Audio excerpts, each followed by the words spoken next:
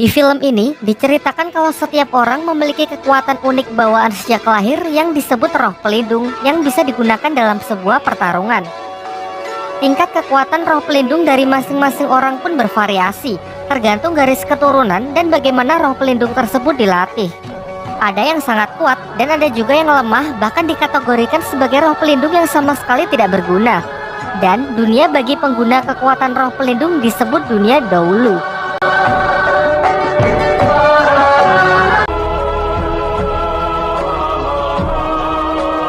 Sekarang kita masuk ke ceritanya.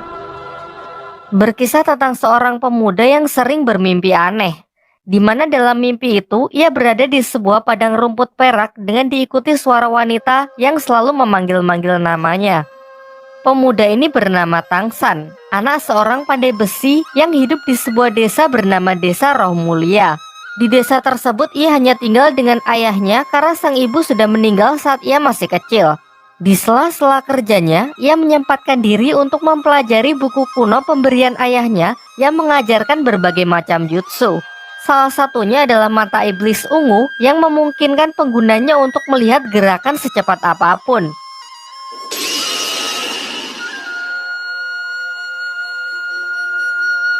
Diceritakan suatu ketika dalam perjalanan pulang, Tangsan bertemu dengan siluman laba-laba yang hendak memangsanya. Awalnya Tangsan lari ketakutan hingga ia memutuskan menggunakan kekuatan yang ia pelajari dari buku ayahnya dan berhasil membutakan siluman laba-laba tersebut. Namun sayangnya itu saja masih belum cukup karena penciuman dari siluman laba-laba itu sangatlah tajam. Beruntung seorang pria misterius datang dengan kekuatannya, ia berhasil mengusir siluman itu. Tangsan dibuat sangat terkejut melihat orang tersebut yang bisa mengubah tangannya menjadi cakar serigala. Sampai pria ini memperkenalkan dirinya yang diketahui bernama Suyanto dan menjelaskan bahwa kekuatannya disebut roh pelindung. Ia berasal dari suatu tempat di kota yang disebut Balai Roh Pelindung dan sedang ditugaskan untuk berkeliling mencari para calon murid baru. Kemudian ia menyatakan lumayan terkesan melihat kemampuan bertempur Tangsan yang bahkan belum membangkitkan kekuatan roh pelindungnya, tetapi sudah mampu membutakan mata siluman roh. Sesampainya di rumah, Tangsan menceritakan mengenai kejadian yang baru saja ia alami kepada ayahnya. Tetapi sang ayah terlihat cuek dan sama sekali tidak peduli. Lalu Tangsan juga mengatakan mimpi yang selalu menghantuinya belakangan ini, apakah ini berkaitan dengan ibunya. Tetapi sang ayah tidak menjelaskan apapun. Juga ia selalu merahasiakan cerita di balik kematian ibunya yang membuat Tangsan selalu bertanya-tanya. Di tempat lain, kepala desa menemui Suyanto yang ingin mengadakan semacam tes untuk menguji bakat para anak-anak di desa ini guna perekrutan calon murid baru yang akan dikirim ke Balai Roh Pelindung. Singkat cerita, kepala desa pergi ke rumah Tangsan untuk mengabarkan hal ini dan juga menyuruh Tangsan untuk ikut ambil bagian. Tetapi sayangnya sang ayah mendengar hal tersebut secara tegas melarangnya tanpa memberikan alasan apapun. Kemudian malam harinya ayah Tangsan membakar buku yang telah Tangsan pelajari dan menyuruhnya untuk tidak menceritakan kepada siapapun. Karena diliputi rasa penasaran, besoknya Tangsan pergi ke tempat ujian tes. Tetapi karena menghormati ayahnya, ia tidak ikut serta dan hanya mengintip dari jendela untuk melihat anak-anak lain membangkitkan kekuatan roh pelindungnya. Suyanto yang mengetahuinya menyuruh Tangsan agar mencobanya, karena tidak ada salahnya membangkitkan roh pelindung. Dan akhirnya terungkap dari tangan kanannya bahwa Tangsan memiliki roh pelindung jenis tanaman, yakni rumput biru perak. Sayangnya, ia sedikit kecewa karena Suyanto mengatakan tidak ada yang spesial dari jenis ini karena lumrah dimiliki oleh orang-orang biasa. Lanjut ke tes tahap kedua yang dapat menunjukkan tingkat kekuatan dari roh pelindung. Semuanya pun dibuat sangat terkejut karena berbanding terbalik dengan jenis roh pelindungnya yang biasa-biasa saja, karena roh pelindungnya memiliki kekuatan roh penuh yang sangat langka. Di tangan kirinya, Tangsan merasa telah membangkitkan kekuatan roh pelindung yang lain. Namun ia memilih untuk menyembunyikannya. Karena keistimewaannya inilah, Suyanto memberikan undangan kepada Tangsan untuk bergabung dengan Balai Roh Pelindung. Setibanya di rumah, Tangsan berterus terang kepada ayahnya kalau ia tadi siang mengikuti ujian dan telah berhasil membangkitkan roh pelindung di tangan kanannya yakni rumput biru perak. Selain itu, di tangan kirinya ia juga telah membangkitkan roh pelindung yang lain. Hal ini membuatnya memiliki roh pelindung ganda. Kemudian sang ayah meminta Tangsan berkonsentrasi untuk mengeluarkan kekuatan itu. Terlihat sebuah palu hitam muncul yang diketahui bernama Huotian. Sang ayah lalu menyuruh putranya tersebut agar menyembunyikan kekuatan tangan kirinya dari siapapun dan menjelaskan bahwa palu itu harus ia gunakan untuk melindungi roh pelindung di tangan kanannya. Singkat cerita, setelah melihat potensi putranya, sang ayah mengizinkan Tangsan untuk menerima undangan itu dengan dua syarat. Yang pertama, Tangsan di sana hanya boleh belajar tanpa bergabung dengan balai roh pelindung. Dan untuk syarat kedua, Tangsan harus membuat sebuah jarum besi dengan memukul besi berulang kali di titik yang sama.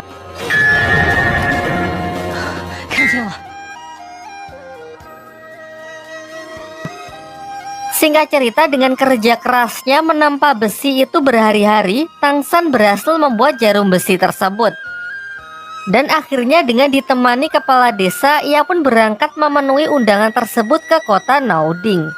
Sebelum berangkat, sang ayah juga menjanjikan kalau Tangsan berhasil menjadi seorang master roh terkuat, ia akan menceritakan mengenai ibunya. Singkat cerita, sampailah ia di Akademi Balai Roh Pelindung. Di depan pintu ia bertemu dengan Master Xiao, seorang petugas di tempat tersebut. Tangsan lalu menunjukkan kekuatan roh pelindungnya, yaitu rumput biru perak, namun Master Xiao terlihat kurang tertarik. Di sana ia juga bertemu dengan siswa lain yang diketahui anak wali kota di kota tersebut, dan asistennya yang juga menjadi siswa di akademi ini. Sempat terjadi pertikaian di antara mereka karena anak wali kota ini benar-benar sombong. Tangsan lalu menceritakan kalau ia menerima undangan dari Suyanto karena memiliki kekuatan roh penuh yang sangat spesial. Mendengar hal itu, Master Xiao mengejarnya dan mulai menunjukkan ketertarikannya dengan Tangsan. Ia kemudian menyuruh Tangsan untuk menunjukkan tangan kirinya karena berdasarkan penelitiannya ia berteori kalau pemilik jenis roh pelindung rumput biru perak memiliki roh pelindung ganda. Tetapi Tangsan langsung menyangkalnya dengan mengatakan kalau ia hanya memiliki satu jenis roh pelindung.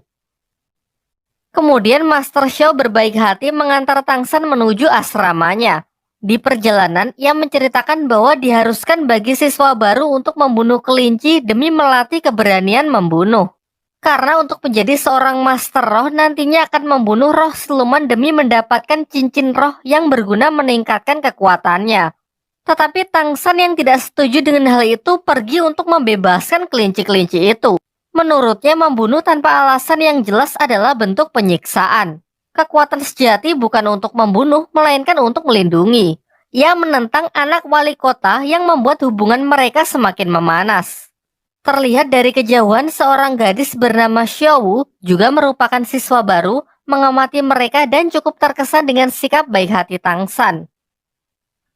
Setibanya di asrama, Tangsan bertemu dengan siswa baru yang bernama Waseng yang memiliki kekuatan roh pelindung harimau. Ia mengklaim kalau dirinya adalah yang terkuat sehingga ia sangat layak menjadi ketua asrama. Tak lama setelah itu Xiaowu datang dan mengatakan bahwa ia juga akan tinggal di asrama tersebut dan akan tidur di sebelah Tangsan. Namun selaku ketua asrama, Waseng menolak hal itu. Sampai akhirnya Xiaowu menantangnya bertarung untuk memutuskan siapa yang akan menjadi ketua. Semuanya pun dibuat sangat tercengang karena bahkan tanpa kekuatan roh pelindungnya, Xiaowu bisa menang telak.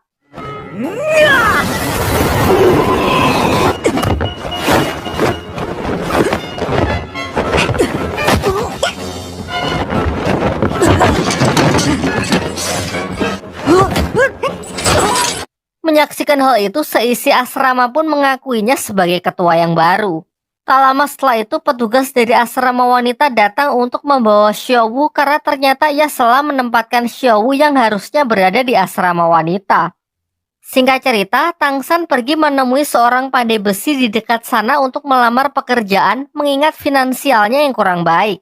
Di sini Tangsan langsung menunjukkan kemampuan menempa besinya yang nampak sangat profesional sehingga ia pun diterima untuk bekerja di tempat tersebut.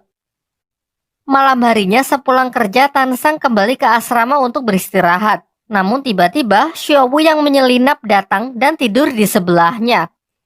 Tangsan yang terlihat kelelahan karena sudah bekerja seharian mengabaikan hal tersebut dan hanya menganggapnya sebagai mimpi belaka. Baru di pagi harinya semuanya pun dibuat sangat heboh karena hal itu ternyata benar-benar nyata. Sementara itu, anak wali kota yang masih penasaran dengan Xiaowu pergi menemuinya untuk mengajak makan bersama. Namun Xiaowu menolak ajakan tersebut dan memilih untuk pergi bersama Tangsan. Hal ini membuat si anak wali kota tersinggung dan mulai menaruh kebencian kepada Tangsan. Setelah jam makan siang, kelas pertama pun dimulai. Anak wali kota yang angkuh menantang Tangsan untuk sparring sekaligus melampiaskan amarahnya sebelumnya. 我会考虑手下留情。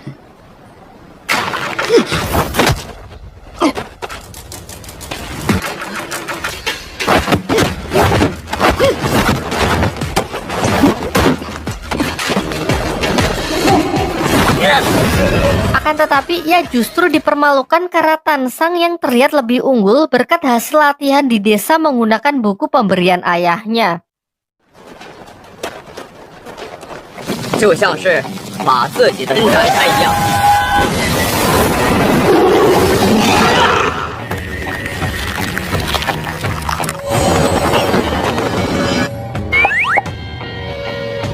Di pelajaran selanjutnya, anak Pak Wali Kota yang tak bisa menerima kekalahan kembali menyerang Tangsan.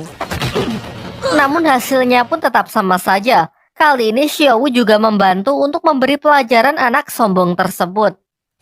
Sang guru lantas memisahkan mereka dan menghukum Tangsan dan juga Xiaowu untuk menyapu halaman di depan. Dan lagi-lagi bersama asistennya anak wali kota berbuat usil mengerjai mereka dengan memasang jebakan petasan. Sayangnya anak si wali kota harus menelan kekalahannya untuk kesekian kali karena dengan mata ungu milik Tangsan ia dapat melihat jebakan itu dan membalikan situasi yang diharapkan.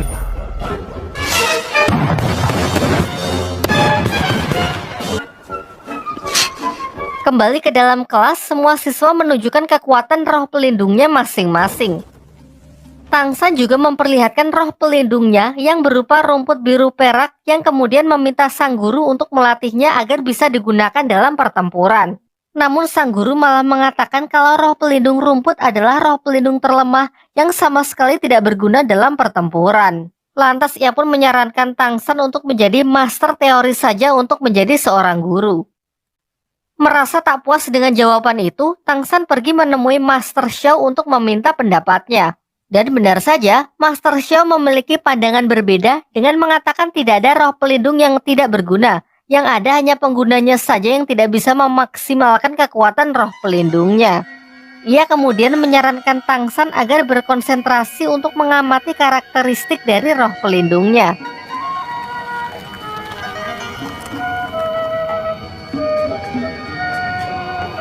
Singkatnya, dengan bantuan Xiaowu yang tanpa ia sengaja, Tangsan berhasil memahami karakteristik yang dimaksud. Lantas ia pun segera mengabarkan apa yang telah ia temukan ke Master Xiao.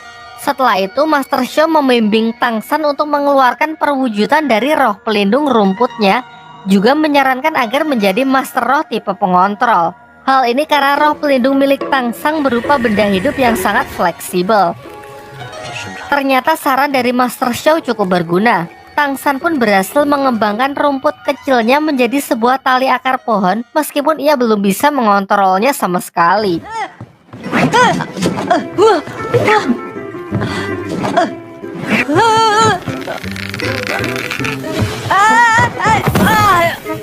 Keesokan harinya, Tangsan dan Xiaowu pergi ke akademi untuk menghadiri acara pemilihan perkumpulan ketua Master Roh Akademi. Di perjalanan, perhatian mereka dialihkan dengan arak-arakan heboh yang diketahui rombongan yang mengawal sang wali kota. Xiaowu sangat geram melihat kelakuan rombongan tersebut yang sangat barbar, merusak apapun yang mereka lewati. Bukankah sebagai seorang pemimpin harus mencerminkan sikap baik dan peduli terhadap rakyatnya? Namun di sini yang terlihat sangatlah berbeda. Singkat cerita, mereka pun sampai di akademi. Namun sayangnya mereka tidak tahu kalau acara tersebut dimajukan dan sudah selesai dengan menjadikan anak Pak Wali Kota sebagai ketua perkumpulan Master Roh di akademi. Tangsan yang melihat pergerakan mencurigakan lantas mengikutinya dan berhasil menyelinap. Di sanalah tempat si anak wali kota yang sedang menyerap kekuatan cincin roh dari seekor siluman roh yang telah ditangkapkan untuknya. Memang di dunia dahulu diharuskan bagi setiap master roh untuk mendapatkan cincin roh guna menaikkan levelnya. Cincin roh sendiri didapat dari hasil membunuh seekor siluman roh. Meskipun anak wali kota itu bisa dikatakan curang karena ia tidak berburu siluman roh sendiri.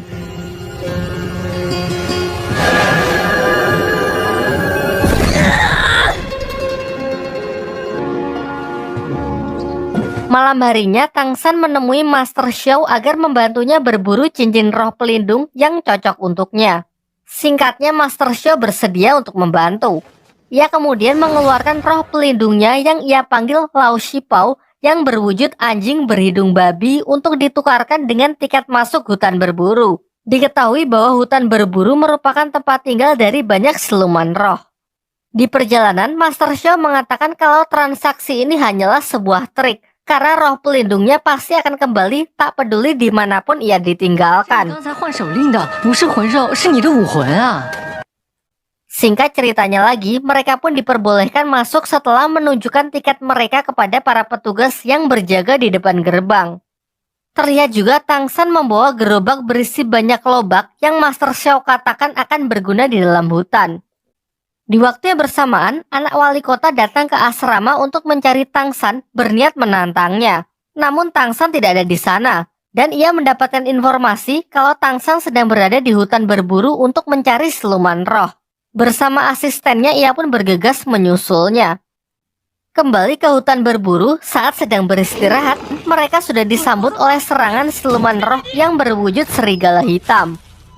Master Xiao lalu membunuhnya dan menjelaskan bahwa warna dari setiap cincin roh menunjukkan usia dari siluman roh tersebut, di mana umur puluhan tahun berwarna putih, ratusan tahun berwarna kuning, ribuan tahun berwarna ungu, puluhan ribu tahun berwarna hitam, dan ratusan ribu tahun berwarna merah. Semakin tua usia siluman roh, maka semakin kuat pula kekuatan dari roh cincin pelindungnya. Namun ada batasan tertentu seseorang bisa menyerap kekuatan dari cincin roh. Maksudnya, jika seseorang menyerap cincin roh di luar batas kemampuan tubuhnya, maka tubuhnya akan hancur. Sementara itu, anak wali kota beserta rombongannya juga sudah sampai di hutan berburu menggunakan tanda bangsawannya yang membuat ia bisa masuk keluar sesuka hatinya. Kembali ke hutan berburu, saat sedang beristirahat, mereka dikejutkan dengan kemunculan Xiao Wu yang sedari awal bersembunyi di gerobak Tangsan. Di tengah obrolan mereka, serigala hitam yang sebelumnya dikalahkan kembali datang dengan jumlah yang cukup banyak untuk menyerang mereka. Xiao Wu pun kemudian mengajak Tangsan lari dan sengaja berpisah dengan Master Xiao karena ia curiga kalau Master Xiao hanya memanfaatkan Tangsan sebagai bahan penelitiannya tentang teori cincin roh. Sementara itu, anak wali kota beserta rombongannya juga sudah sampai di hutan berburu. Di sana ia pun berhasil menemukan Tangsan dan Xiao Wu yang sudah terpisah dari Master Xiao.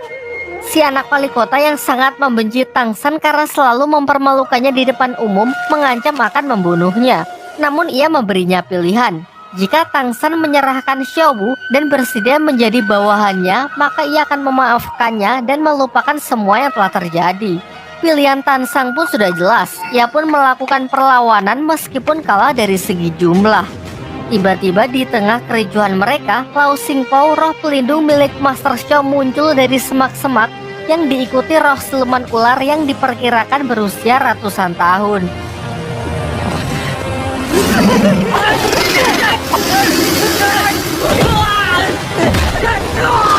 Ternyata ini semua adalah rencana dari Master Xiao yang sudah menyadari kedatangan anak wali kota. Sengaja memancing siluman roh ular untuk keluar mengalihkan perhatian mereka. Karena merasa takut, anak wali kota pun bersama pasukannya terpaksa mundur dari amukan roh siluman ular tersebut. Siluman ular itu kemudian mengamuk mengejar Tangsan dan melukai Master Xiao, sampai akhirnya ketiganya pun bekerja sama untuk melumpuhkan siluman tersebut. 别管我。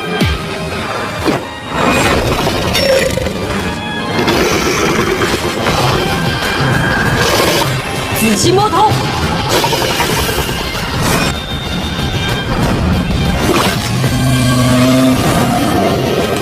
Master Xiao lalu menyuruh Tang San untuk menyerap cincin roh dari sang siluman ular tersebut.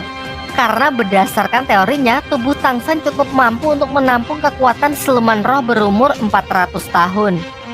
Namun Xiao melarangnya, karena terbukti sudah tujuan Master Xiao yang sebenarnya hanya ingin menguji kebenaran dari teorinya. Terjadilah dilema singkat di dalam diri Tang San. Xiao yang melarang khawatir kalau teori tersebut salah, maka tubuh Tang San akan langsung hancur. Sementara di sisi lain, pasukan anak Pak Wali Kota akan segera datang untuk melanjutkan niatnya menghabisi mereka. Dan benar saja, tak lama setelah itu rombongan anak wali kota sudah datang menyusul mereka. Hingga akhirnya Tang San memutuskan percaya kepada Master Xiao untuk menyerap cincin roh tersebut dan menerima seluruh resikonya.